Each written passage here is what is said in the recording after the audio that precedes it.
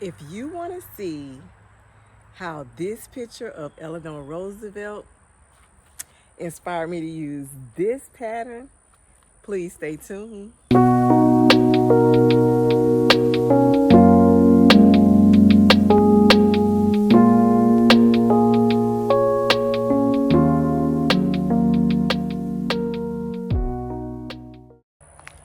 Hello, thank you for tuning in to this episode of First Lady in Fashion.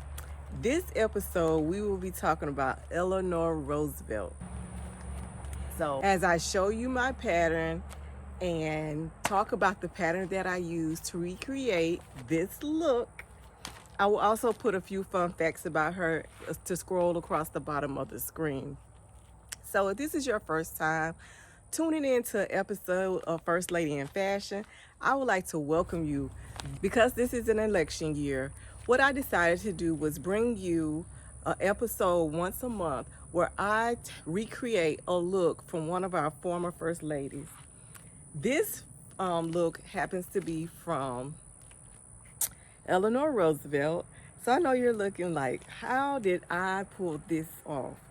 Well, when I saw this look, I automatically thought about the Simplicity pattern 9729. I was like, that dress reminds me of a slip dress. And what easy pattern that I could use to recreate this look was 9729. It is a very simple pattern to use.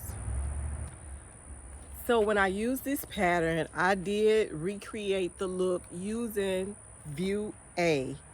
So View A was the longer version. This pattern is rated as easy. And to make this pattern, I used this rayon fabric that I've had for many years. And I think, if I'm not mistaken, that I purchased this at Fabric World in Stone Mountain, Georgia, probably like 10 years ago. And I just kept it because I thought it was a very nice feel of the fabric. As well, I felt like it would be very flowy, and this turned out to be a very great fabric choice for this pattern. Now, in the inspiration picture, I want to say that she has elastic in the waist. So I did not put elastic in the waist of this dress, but you could always put a channel in the waistline if you wanted to, and create that blouse. I did View A, and View A only has 5 pattern pieces. This is rated as easy, and when I tell you guys, it really is easy. Where you would put the lace trim, I just cut out those pieces in the same fabric as I did for the remainder of the dress. It was really easy. Her dress is really long, and I say this comes just above my ankles, but I am loving it. The one thing I do not like about this is that this is my second time using this pattern. The first time I actually made a slip, but I would like to make this as a dress version again. However, my complaint is that these straps are not bra friendly straps. And I also went to purchase another pattern, and because the previous pattern that I had, that size that I used to cut out, I'm no longer that size. And they were on sale at the time I was picking up the pattern, so I just got another one. But I got the 1X through the 5X, which was too large for me, and I should have got the other size, which goes to an extra large, because I needed the extra large, maybe even a large. However, I made the adjustments that I needed to make by adding elastic to the back. So let me show you that.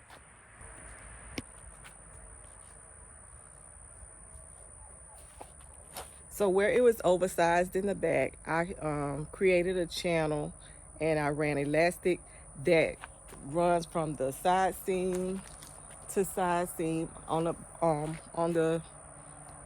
the dress. Yeah, from side seam to side seam. And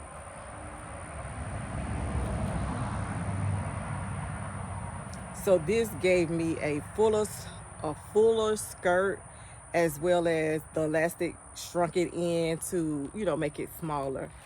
However, I don't like all of this showing, you know, all the back fat. And when I wore the dress, after I tried it on, I did wear it out, and I did have on a bra. Now, it's rare that I purchase ready-to-wear clothing new off the rack. However, I wore the dress, I had the black bra on. Because it's a black bra, it didn't look so bad, but I'm a little self-conscious person. And anyway, I just wore it out because I was going to the store.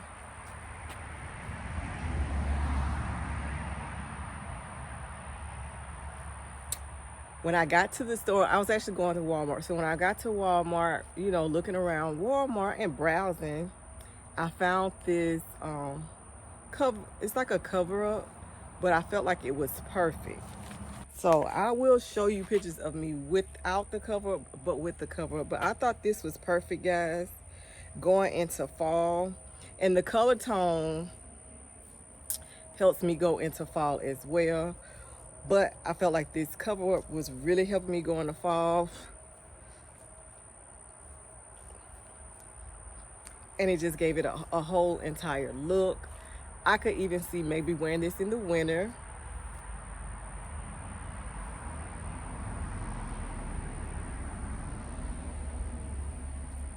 I can see wearing this in the winter with, I have a pair of black, like boots, as well as a black turtleneck. And I feel like it could still, I could wear this year round.